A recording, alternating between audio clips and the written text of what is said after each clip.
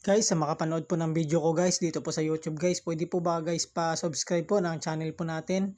So ito po yung hanap buhay po namin dito guys sa probinsya guys no, sa bukid. So simpleng buhay lang po guys no, at kasama po yung pamilya. Simple masaya po yung pamilya pag kasama mo po. Kahit ganyan na po ang pagkain namin at sitwasyon po namin dito sa probinsya ay lumalaban po kami ng patas. At yan po yung ulam po namin guys. Yan, sa Bisaya po, sinugba po na isda at kamuting kahoy, kanin tsaka tubig. So kasama ko po yung isa kong anak dyan kasi yung dalawa po may klase po. Kaya hindi po nakasama po sa pagpunta po namin dyan sa bukid. At yung kinakainan po namin dyan guys no, yan po yung garden po namin na tinataniman ko po ng mga gulay na baka sakali po makabinta po kami guys ay po kami, makabili po ng aming pagkain po ng mga anak ko.